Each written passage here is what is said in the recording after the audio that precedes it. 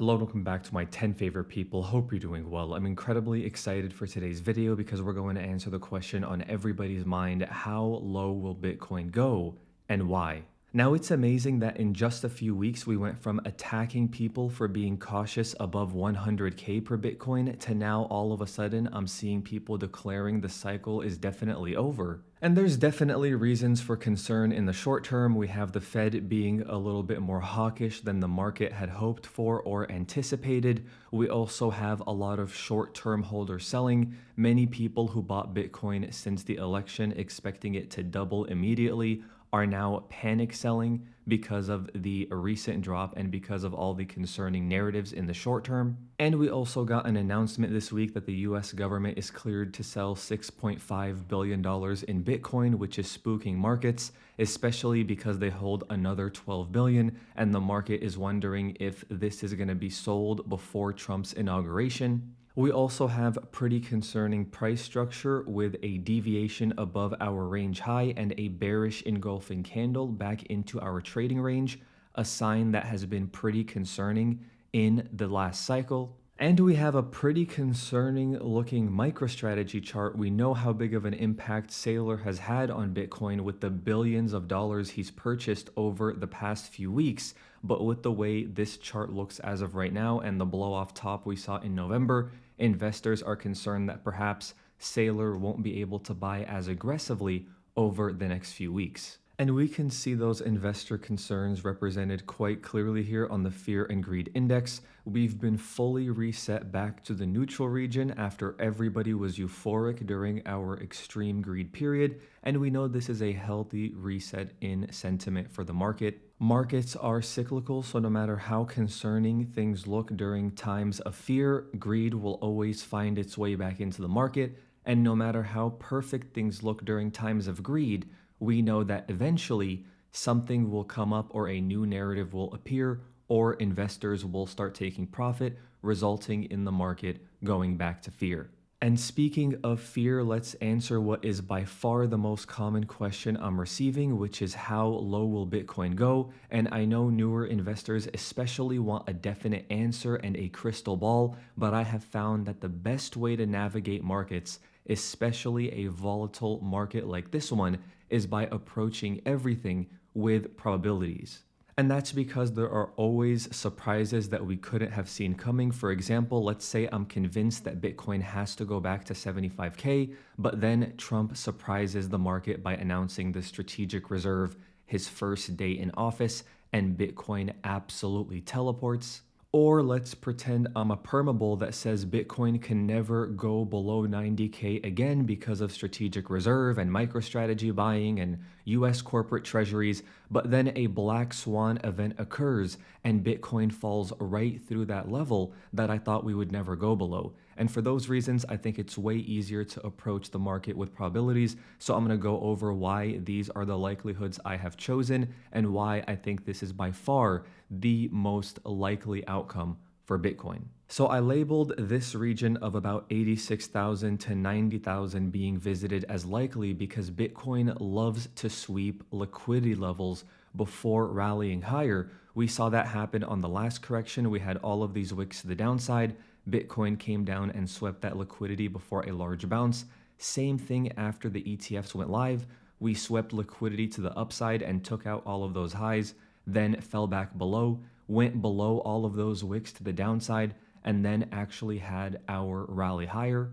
And Bitcoin almost always sweeps liquidity before its major moves, so that's why I think a visit below 90K is quite likely before we put in a new all-time high. Now let's go ahead and talk about the next support level that I have listed as possible here, and that's the 74 to 80-ish K region. And I know a lot of people are targeting this area because there's a CME gap around here, and those tend to get filled for Bitcoin, but it could wait for the next bear market to be filled and doesn't have to be filled on this correction. We also have global liquidity, which tends to lead Bitcoin with a 2 to 3 month lag, pointing to a deeper correction for Bitcoin, which would agree with that deeper correction area in that region. But the reason I'm not convinced we have to go back to that area is because way too many investors are expecting that CME gap fill and are looking to buy the retest of that level. And Bitcoin very rarely gives those clean retests. After the reaccumulation we saw in the summer of 2023, many investors, including myself, were hoping to buy a retest of that level, but we never got it.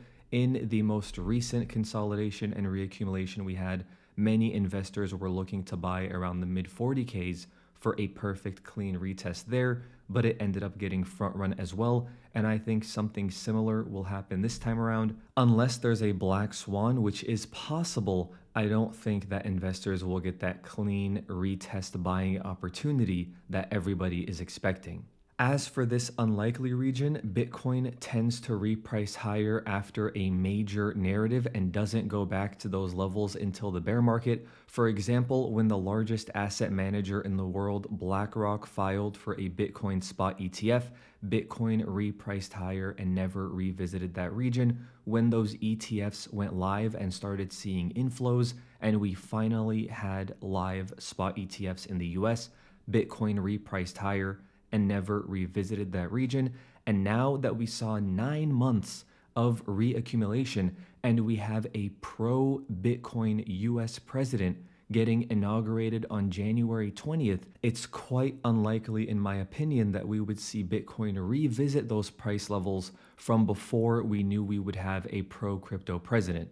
And for that reason, these lower levels are self-explanatory. I do not think we go that low outside of a bear market. And if Bitcoin were to even revisit this unlikely level, then I would have to accept the fact that the cycle is likely over and we're going to have to start prepping for a bear market. And those levels are also why I believe a decent pullback is likely. So Bitcoin could sweep all of that liquidity, as we mentioned previously, but a big shakeout is unlikely because Bitcoin should not be revisiting those price levels pre-election and deviating below our March 2024 high. And I know talking about downside targets can be quite scary, but I still have conviction that Bitcoin will put a new all-time high in 2025, and we're likely not going to see our cycle top until late Q1 or early Q2 of this year. And that's because our most powerful narratives are still in full effect. Just this week, Meta, one of the largest companies in the world, submitted a proposal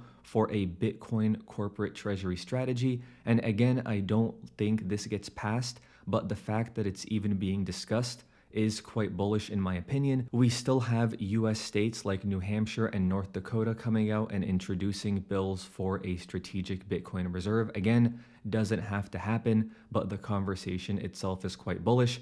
We're still seeing Bitcoin miners hodling their Bitcoin and not adding to the sell pressure, as we see CleanSpark, the fourth Bitcoin miner, to exceed 10,000 Bitcoin on their balance sheet. And we still have our US spot Bitcoin ETFs attracting inflows, even if they see small outflows here and there that spooks investors. But if you take a look at the past few months, you can see that inflows still greatly outweigh the outflows, and profit taking is normal when you see big price appreciation. So I think those inflows will return quite soon and will return quite aggressively if we revisit some of those more tempting price levels. So all we have to do is be prepared for multiple scenarios and plan accordingly. We're going to continue watching global liquidity and hopefully we see a reversal in it soon. That's going to require a reversal in the US dollar index, which continues to rally week after week in our risk off region.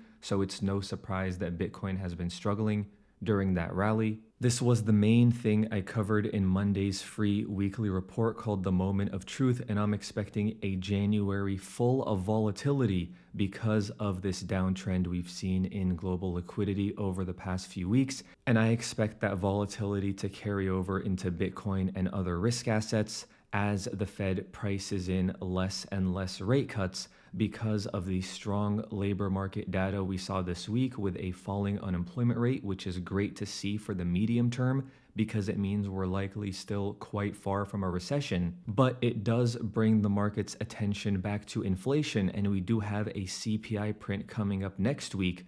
And now that the labor market weakness is becoming less of a concern and the economy is looking resilient, the Fed and the market are going to start paying more attention to the inflation data, and that should have a large impact on Fed rate cut expectations, which is what impacts the pricing of the US dollar index and global liquidity as a result. As for my portfolio, you guys know I like to keep things simple. So if Bitcoin were to go down to this likely region or the possible region that I have laid out, I'm going to be quite comfortable with this cash position, which is going to reduce the volatility in my overall portfolio if these three majors that I hold go down in value. But if I end up being wrong and we don't revisit that likely region and come nowhere near that possible region and Bitcoin just takes off from here, I'm going to be happy that I wasn't 100% cash and I'm still going to benefit from the spot holdings that I am still holding on to. Because for me, buying Bitcoin above 90K really isn't that tempting compared to where we bought during early 2023. And I think that if this cycle is going to continue higher, we should see outperformance from projects like Solana and Ethereum and perhaps some other select altcoins. But as long as Bitcoin is struggling, we're seeing that drag Ethereum down as well. No major signs of concern until we hold above our pivotal range low at 2,800. And Solana is looking quite a bit more bearish than Ethereum. We're running the risk of closing a bearish engulfing candle tomorrow where we traded above last week's high, and we're risking closing below last week's open. And usually that's a pretty strong reversal sign. So hopefully we see it close above that $189 level. But a lot of Solana's performance is going to rely heavily on what Bitcoin does. And I'm still optimistic for what 2025 has in store for Solana. Even if we don't get those US spot ETFs, I still think it's a powerful narrative that investors will be watching closely. As for traditional markets, we have the S&P 500 trying to hold its 20-week moving average. Hopefully it does, but if it goes slightly below it, not the biggest concern in the world. I just don't want to see us close below our swing high from July 2024. And it's no surprise that Bitcoin has been struggling alongside the S&P 500 since they are both risk assets that are heavily impacted by global liquidity. But as we look forward, I expect global liquidity to increase because these national deficits have to get monetized. And that is a trend I expect to continue as 2025 progresses.